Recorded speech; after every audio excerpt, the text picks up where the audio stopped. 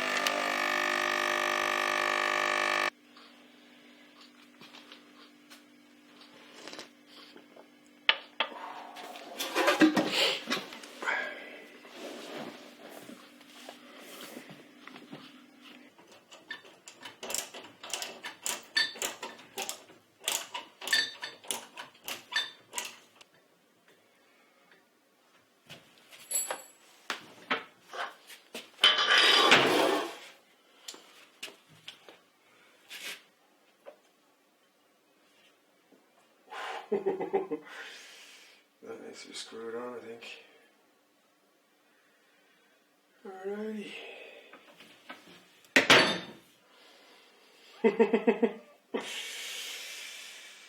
Alrighty, let's do this. So if you've been watching the videos, paying attention to what's been going on, you would have known that I broke the spoke on this bike. This is my Gerard carbon fibre monocoque. Love it. My road bike, right? Snapped the spoke on this thing. And I went down to G-Ride, they were closed, but the guys were inside and they gave me a spoke, I put it in, it was too long. And I kind of slagged them off on the vlog. And I'd like to apologise to them. Because the spoke actually was the right size, right? And I've been saying since I got back on the bike, when I used to ride a bike, things were a lot simpler. Yeah, the bikes weren't as flashy and all this kind of shit. But when the bikes came back, they became a whole new system for everything. From taking the chain off to now putting a spoke in. I put the spoke in, tightened it up, it wouldn't tighten anymore. And I thought the spoke was too long, I need another spoke. Sent off to Italy, got 30 more spokes, put it in, same size.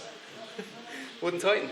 G-Ride's back open today, I go in, and they tell me there's a safety mechanism on the nipple of the spoke, where you have to hold the spoke and tighten the thing in case it might come loose. And in the 150,000 kilometres I've put in my legs, I can't remember the last time the spoke came loose and it ruined my day. But this ruined 4 weeks of riding the bike. Yeah, so I felt bad then in G-Ride, you know, because I'd slagged them off in the vlog, so I bought some handlebar tape and this stuff here, lizard skins, right? Now, there's a little bit on the outside here and you feel it. Oh my god. It's the nicest feeling stuff. I don't know what it's made of, maybe lizards, but it was 25 quid. I just felt bad. I could feel with a 25. I know it's hard to justify to women or anybody else that doesn't cycle why you spent 25 quid on some handlebar tape, but that's going to go on the fixie. It's going to look cool. I'm going to do that later on.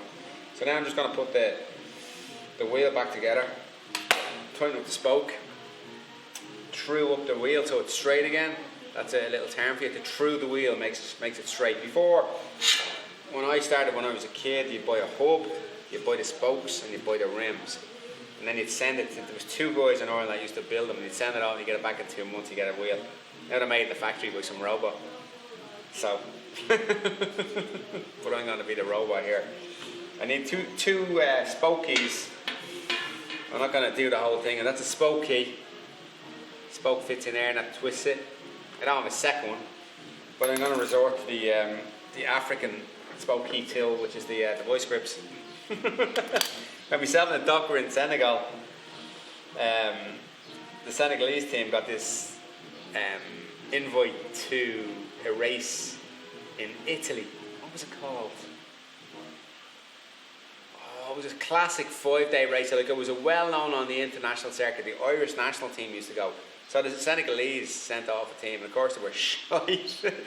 They were an hour behind every day, the whole lot of them, and they were on junk bikes, bits and pieces, like not even bikes, just Frankensteins of bikes.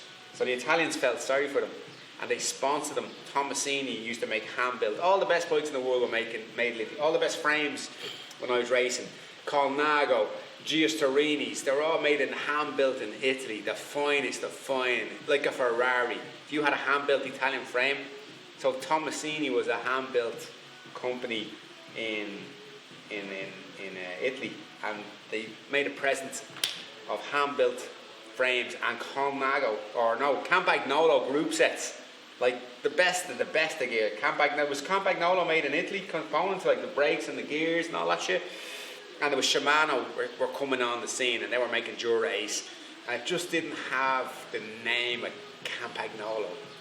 So they gave them these bikes, and they hired a lad, actually stayed with us. He used to work in the hospital cleaning surgical tools, and as a sideline he'd do kind of circumcisions, because they were Muslims, with the tools that he had back in the gaff cleaning. And anyway, they made him the mechanic. And all he had these like precision made Italian frames and components, and all you had was voice grips and a hammer and a screwdriver. I can imagine the state of the bikes after a while. It was a fucking mortal sin, it was. Absolute mortar. So anyway, I'm not going to do too much damage on it. That's what I'm going to do now. Put it together. This is coming back out tomorrow. Looking to hit that 80k an hour on the descent tomorrow. That's what I'm looking to do. That's the objective.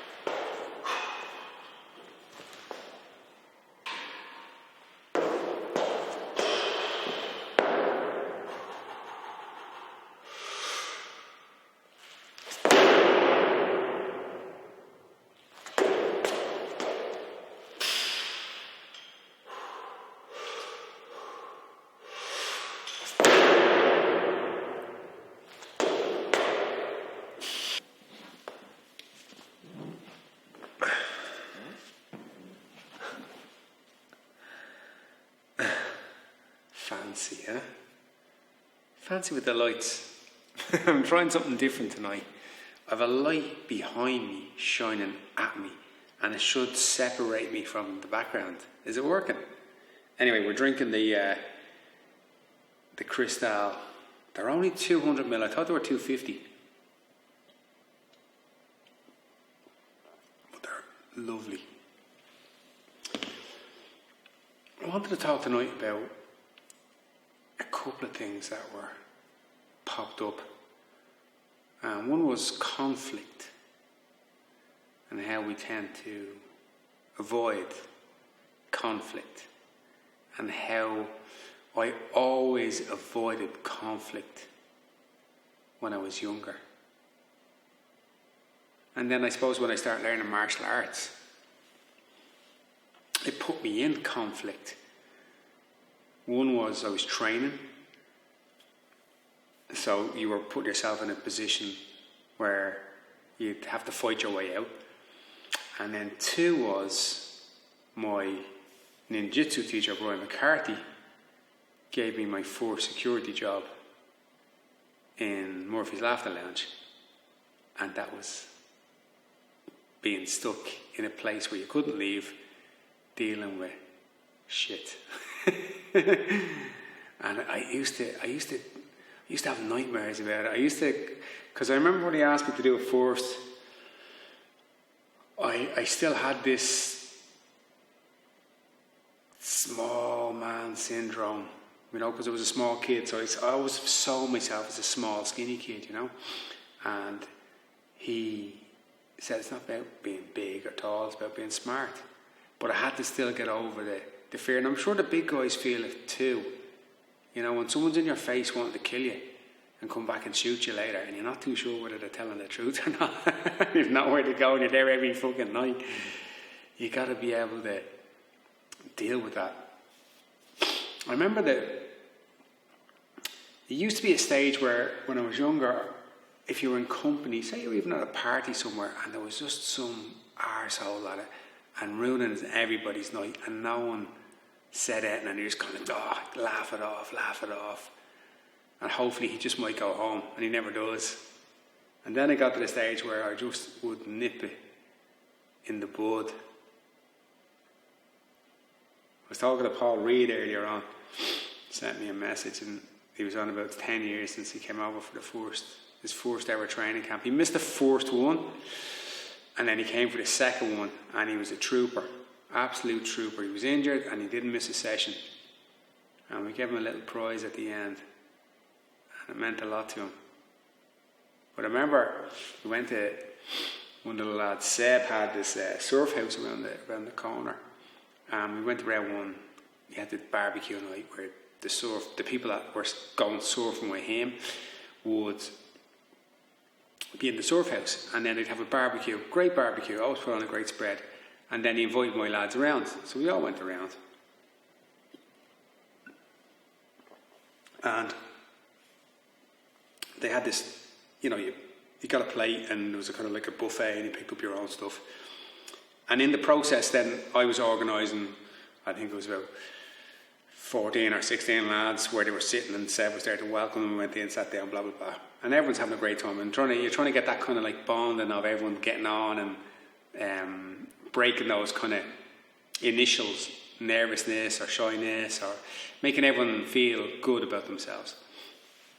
And there was this lad, he was Irish, and I don't know, I think Seb might have introduced me to him, but he'd already had a few drinks on him.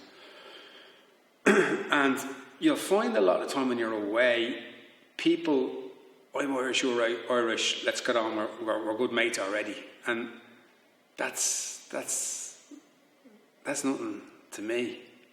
In fact, when I go away, I tend to stay away from Irish people. I tend to try and not just eat cornflakes, have other breakfasts, if you know what I mean.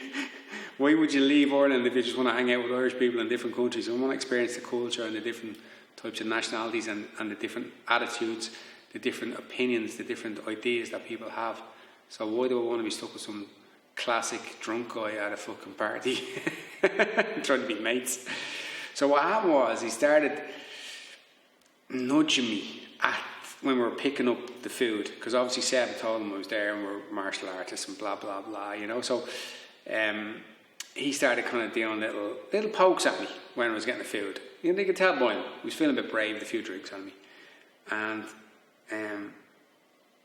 I got the food, sat down, we're all having a great chat, everyone's having a great laugh. And then your man decided to come back over and poke me a little bit more. And he's standing behind me. We were having a conversation. He started butting into the conversation. We're all sitting down, he's standing up. He starts butting into the conversation. And there's a photograph someone took of me, and I have a burger in my mouth. And there's a look like I'm going to punch the guy in the fucking head. He's standing over me, behind me. And I just thought, I need to end this right now. So I just said, the best thing you can do right now is fuck off. There you go. Make the move. Either fuck off or we're fighting. And in the pause, there was this kind of like, people weren't too sure whether it was serious, and then Paul Reid went, "You hate him, fuck off." And that was it, you fucked off. But I could have let that go on. And a younger version of myself would have let that go on. And would have let him ruin a night that we were already having. And instead of letting it go on and, you know, you're coming home and no one's really saying anything because no one really wants to talk about it, it just kind of kills the night. And you don't get too many good nights where you're sitting down with good people and you're all trying to fix things out and then just someone puts in with that thing. And it's best to fight them at the door than let them in. That was Brian McCarthy's as well. If someone's going to be an arsehole coming into a nightclub and they're an arsehole on the door, fight them there and then, not inside. Fight them there and then. You're going to be fighting anyway. No point in saying, "Oh, why now? Why me? Oh, no, I don't want to do this tonight, blah, blah, blah." You're there, that's it. It's on. Let's go. Call you. What have you got? Because I've got a good hand. I don't know you, but I reckon my hand is better than yours. And that brings me to I used to always get, when I came here first, no one wanted to train, and all it was people like, "I'll be down on Monday, I want to start training." You know, it was all the same shit. You know, I want to start training, I'll see you Monday. No one ever came, apart from the regular crew that I have, like Pedro and Evo and Sosa and Alex and all the Tony and all these boys that show up, Caesar, all these boys that show up day in, day out, year in, year out. But I'd always get these kind of guys. Like, I was going to get to a stage where I was going to get a t-shirt where you don't have to tell me every time you meet me that you want to train on Monday. I don't care.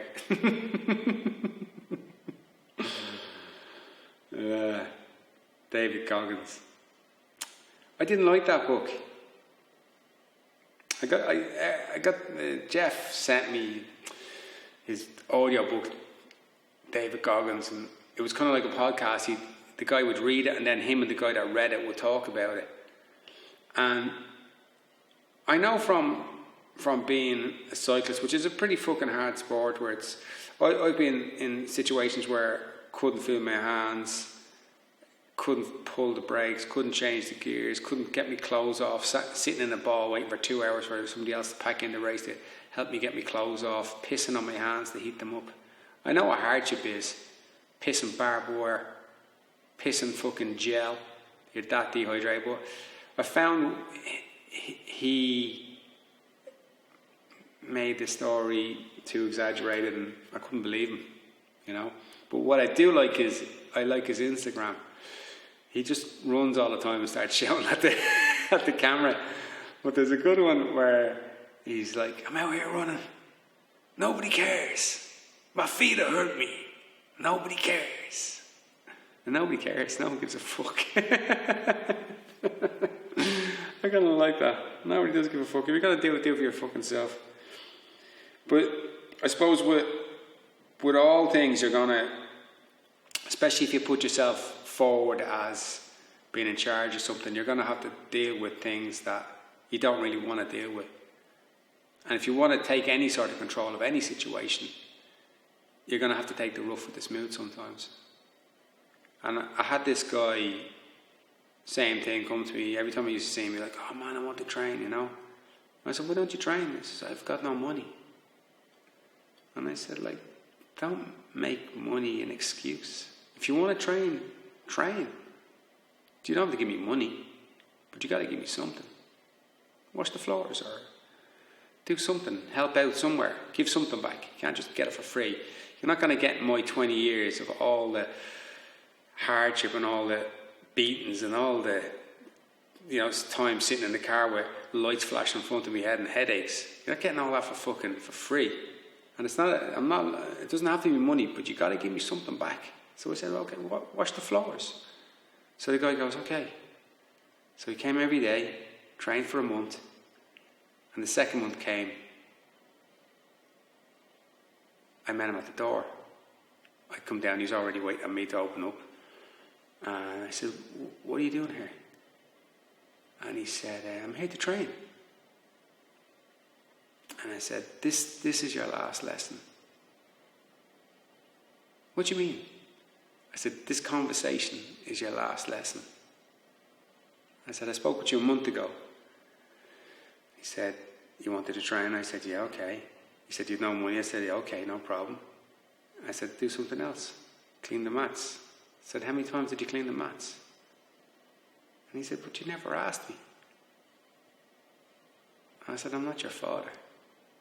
Take responsibility for yourself. And that was the last time he even got in the door.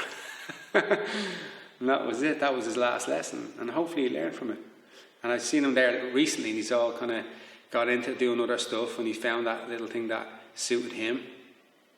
And he's doing well with it, and fair play to him. But I'm not the teacher for you. Maybe it's not martial arts, maybe it's making cocktails, maybe it's building houses, maybe it's carpentry, but it's not always the right suit. Not everyone that walks in the door is a good fit. And I would rather have a few good men here than a bunch of people making money off them. It's not why I do it. All I need is a few good men that are willing to come down and train and be loyal. Because this place is not about me. It was at the start. But it doesn't need me no more. It did at the start, but now it doesn't. It's become a collective. Because everyone's invested time, their energy into this place. Same with a lot of other martial art gyms. Like Andy Ryan's gym is the same. Andy Ryan's gym is like, it's very much like a clan. It's very much like a crew. It's very much like they come here, 56 people, and they walk out of this place and you wouldn't even know there was one person here. Not a bottle, not a t-shirt, nothing, spotless. Great bit of discipline. He brought back in that judo back into it. And I'm looking forward to him coming back in October. He's been a little bit nervous. I suppose we've poked him a little bit, but it's going to happen. October's going to be good. We're going to get them all over, and we're going to celebrate this place and celebrate them and getting back into doing what we do instead of being... I watched TV tonight for the first time in 2 months, and it's kind of embarrassing. I stuck on RTE, I stuck on BBC, and I was kind of embarrassed by the whole thing. I was embarrassed to see the Late Late Show and a band sitting 2 meters from each other. Meanwhile, they probably all came in the same fucking van. I was just embarrassed to see it.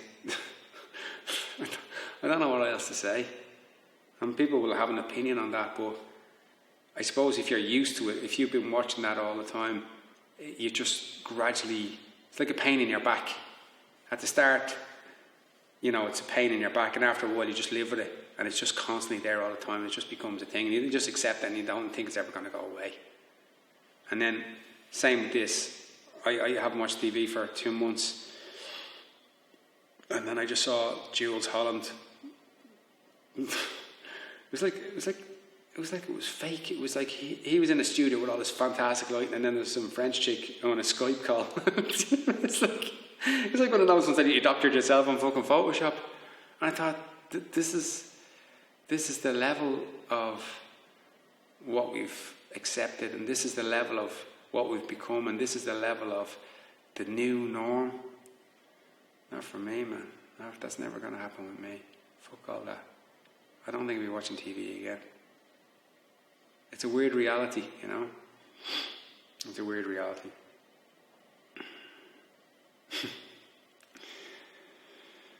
Anyway, I don't know. I was thinking to myself the other day, and I was talking to Aoife, the hair fairy, and I was saying, like, these are not vlogs no more. Like, a vlog, to me, I kind of started doing them about 7 years ago. I was working in a nightclub and nearly got killed, and I decided to do something out of the money I got, and I bought a camera and I started making little Shinobi vlog videos. Started out with demos, and then I started out with doing a day in the life of, and at the time I used to watch Casey Neistat when he started first. Before he started doing vlogs, he was doing little films, and they were quite clever. And then about a year later he started doing vlogs, and then I've realised that I stopped doing them a couple of years back regularly, just because I got bored with the format. I got bored with the unnecessary narration of here I am in a field, here I am sitting on a ball, here I am riding a bike, here I am walking down the road. I get it, and it's kind of like, I suppose I did it at the time because it was new, but then I realise now that it's more like it's a bit of a dumbing down. There's going to be situations where I will do that. There is going to be situations where I'll talk while I'm doing something and explain what's going on, but that'll just be my opinion on what's going on. But I don't know. These are like more like narrations of life. So this is the narration of a story that I can remember, or a story that taught me a lesson. And the bit before that is the story of the physicality of me and the different things physically that I do in order to be able to do this. And that's one thing about movement, or any type of movement. If you don't move, stuff becomes stagnant. The mind becomes stagnant, the body becomes stagnant. There is no difference between the physical and the non-physical. They're all the same. It doesn't matter. If one is stuck, the other is stuck. And I find if I don't move physically, I get stuck mentally. And if any of you are struggling physically, you're going to be struggling emotionally, mentally, and vice versa. And I think a good place to start is get up early and do some sort of movement, whether it's a walk, whether it's a HIIT workout, whether it's a martial arts, whether it's a bike ride. Actually, do you know what? The bike ride for me, and I hear a lot of guys talking to me from the jiu-jitsu and the MMA world because they got sick of running, so they all bought bikes. Like Andy bought a bike, Keane bought a bike, Lee Hammer bought a bike. They all bought bikes, and they got out on the bike and they realised what it does. It does something special to you. It doesn't come all the time. Some days it's a struggle, but there's days when I get on the bike and I'm just part of the bike, it's part of me. And that's when I get all my ideas. That's when I get my epiphanies. That's when I'll ride in here and get the thought of what I'm going to talk about. And then just set record and then see what comes out. So find something that does that for you. And that means a lot of trying different things. Try a lot of different things. There's loads of shit to try. You have a lifetime. Get it done. And then once you find that little spot physicality-wise, this works better. And when that works better, you start feeling more positive. Then you attract more positive. Like attracts like. Gods recognize gods.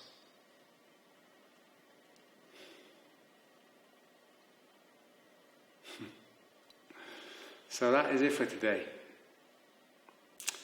The summer starts tomorrow. We have this thing where you get a taster of the summer here. It goes hot and then it goes back to April showers, and they dragged on a little bit into May, but the wind changes direction tomorrow. The swallows have stopped flying low and they're sailing high. We've got a high pressure coming in. So from tomorrow, the switch happens. into the shorts till November, and get on with it. Start living life. I've been a monk for 2 months now, and I'm ready to move on. Or not. So that is it. We are all one. Hare Krishna. Namaste. #Rafter. Rafter.